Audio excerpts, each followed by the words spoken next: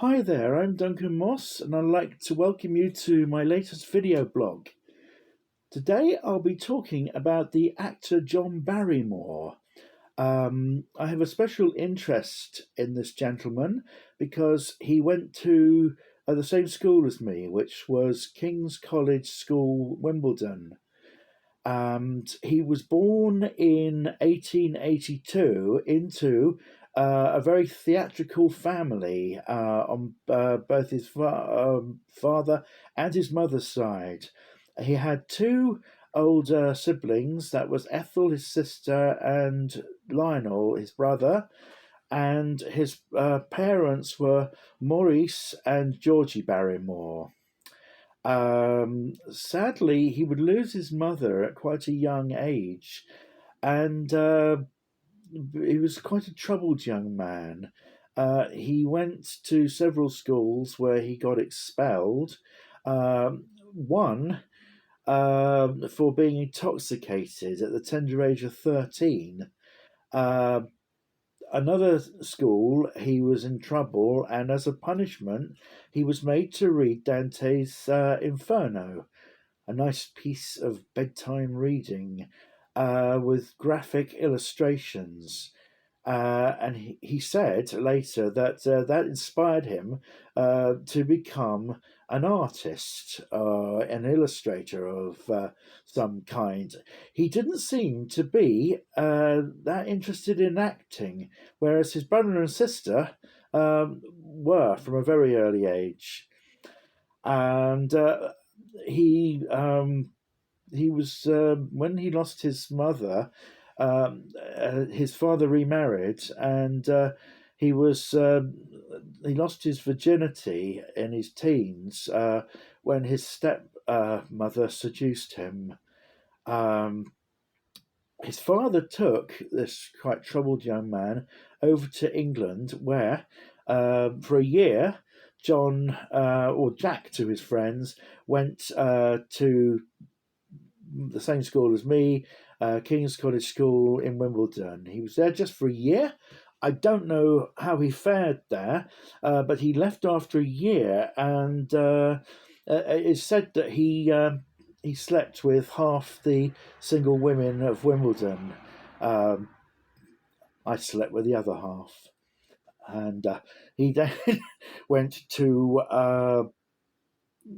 basically Slade School of Fine Art to study literature and art. He was there again for just a year, and then he returned to America, where he was able to find work on the New York Evening Journal as an illustrator at £50 a week, which in those days, 1900, would have been a lot of money.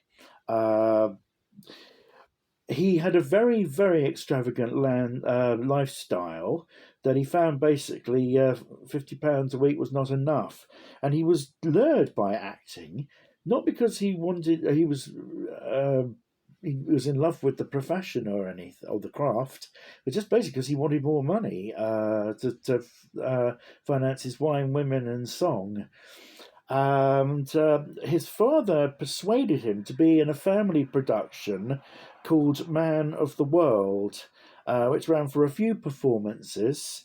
And his sister Ethel was able to get him a small part in a play that she was in, called Captain Jux of the Horse Marines.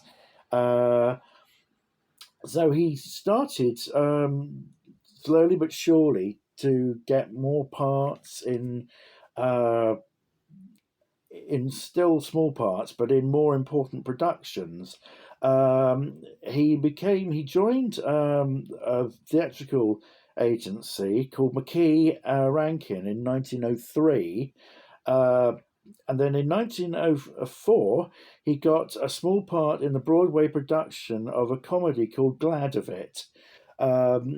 He then played in the farce The Dictator, which starred a very prominent actor of the time, William Collier, who became John's friend and mentor.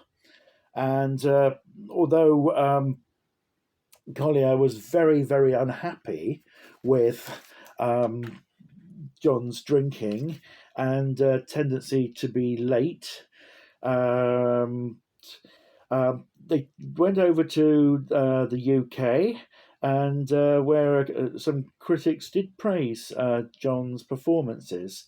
Um, Returning to America, he appeared in two plays by J.M. Barrie of Peter Pan fame, one with his brother, which is called Pantaloon, and one Alice sit by the fire with his sister. Um, Ethel, his sister, became very annoyed with some of his behaviour, particularly the drinking, and she persuaded the producer of the plays to sack him and then reinstate him the next day to try and frighten him into being a little bit more responsible. Um, he toured America and Australia in 1906 and 1907.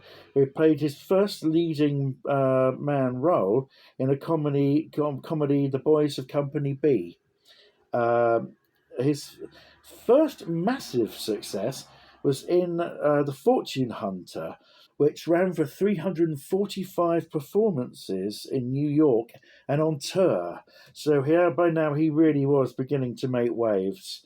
Um, he was supposed to have made some films in 1912, but whether he did or not, nobody's quite sure because the studio burnt down and they couldn't confirm whether he'd been in these movies. But he made his first film in a film called An American Citizen, which he received some very positive critical acclaim.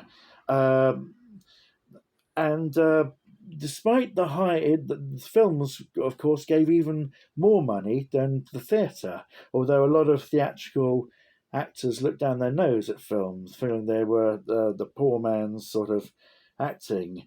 Uh, he kept on with stage work for the time being. Uh,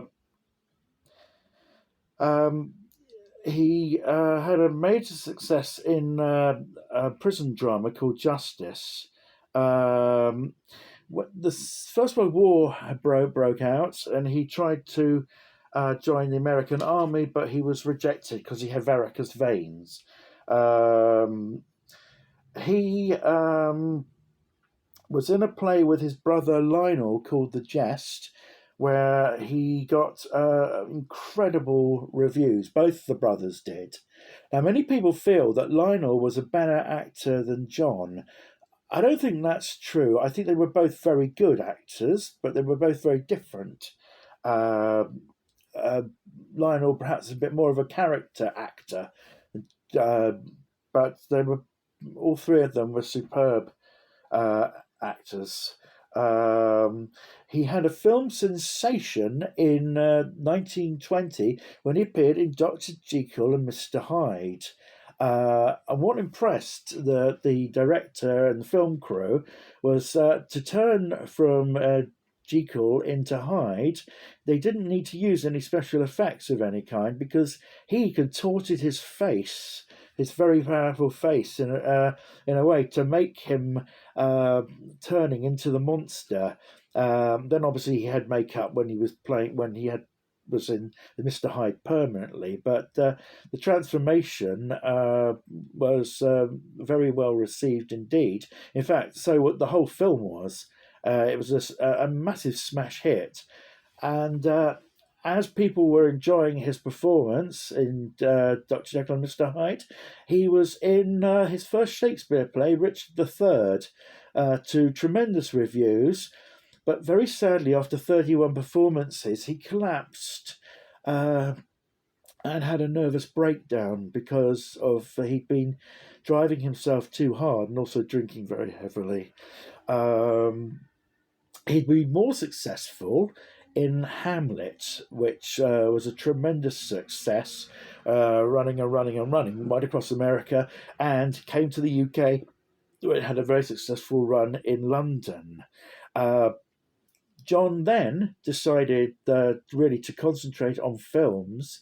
He got a contract with Warner Brothers, where he was in a film called The Sea Beast. a bit like sort of Moby Dick type of picture. And he was also in Don Juan, which where he played both the father of Don Juan as well as Don Juan. And this was a very successful movie, again with the sea beast. And I remember having uh, games was ruled off one Saturday afternoon because we had school on Saturdays at King's College, and I got home in time to watch Don Juan on BBC Two, and I thoroughly enjoyed it. And it had a little bit of sound synchronized sword fight with sound because Warner Brothers, of course, were working very much on sound. Uh, sound came just a little bit too late to capture him at his best. One of his early sound films was The Mad Genius, which had a very small role for Boris Karloff, who had also been in three films with Lionel, uh, his brother, and um, he just carried on working in films. He made a film called Eternal Love for a United Artists, where he was paid $150,000. And the Warner Brothers ones, he'd been paid about 75,000. So he really was that's really at the top of his game. Um, he made a film called with his sister called Rasputin and the Empress, but it didn't do very well. Um, his brother Lionel was in it as well, so the three of them. But so unfortunately, the film didn't do very much. People feel his last great movie was a screwball comedy, 20th Century. Um, he was replaced from the movie Hat, Coat, and Glove because he was forgetting his lines. He couldn't even remember what the name of the film was that he was appearing in, or what the characters' names were, or the character he was playing, and he was hospitalised. He went to London and India just to try and think to recuperate and. When he returned, he tended to live in New York.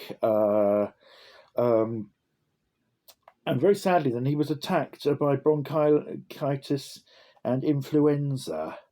Um, he had a yacht like Errol Flynn, and used to spend time on that, but he had to sell it because of financial difficulties. Um, because of his drinking problems and his memory losses, he was considered virtually unemployable in the film industry. But MGM decided to give him a chance, and he played the character Mercutio. Sorry, I can't pronounce my pronunciation is dreadful. Mercutio in the 1936 Romeo and Juliet, which he stumbled through and gave an adequate performance. He co-starred, I think, with Basil Rathbone and Sir John Gielgud, I think. Um, he worked hard to restore his health, and he ended up in a string of films through 1937 and 1938, where he was relatively successful, and he was able to clear his debts, which was great.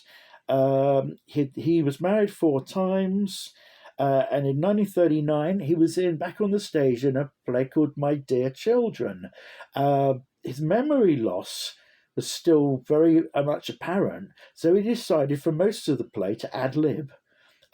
He was with his fourth wife was in the play with him, but she left because he was driving her up the wall, probably with his ad libbing, because ad libbing's great, but it can knock your other actors off balance. He was constantly swearing on the stage and shouting out to any friends he could recognize in the audience. Nevertheless, My Dear Children, it was a smash hit. Everybody wanted to see it. A bit like in 1981 when we had Peter O'Toole appearing in Macbeth in London. And he's very uh,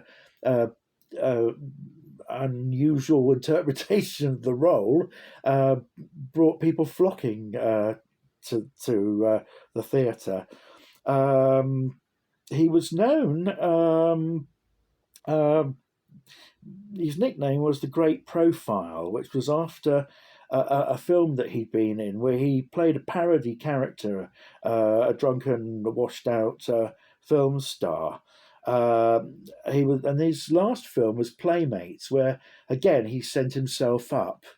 Um, he found solace in radio, and he did several successful Shakespeare plays on the radio, um, including his beloved Hamlet. He parodied himself on the NBC network radio show, uh, the Seal Fest show. Um, and he'd done 84 episodes of this. When in 1942, while recording the 75th episode, he collapsed and was rushed to hospital, where sadly he died a week later. Um, as his body lay in the morgue, director and friend Raoul Walsh stole the body or borrowed the body from the morgue and put it in Errol Flynn's house. Errol Flynn was also a friend of his, and he wanted to try and show Errol that if he carried on drinking heavily and womanizing, he would follow the same way as John. And apparently it scared the living daylights out of Errol Flynn. The story has been refuted as not being true, but his granddaughter, John Barrymore's granddaughter, Drew Barrymore, insists the story is true. The body was returned to the morgue, and Errol Flynn was scared out of his wits, and for a while took Raoul's advice.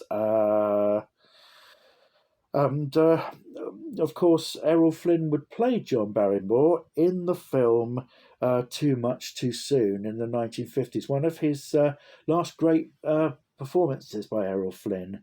So, King's College has rarely had such a colourful person, I think, in the school.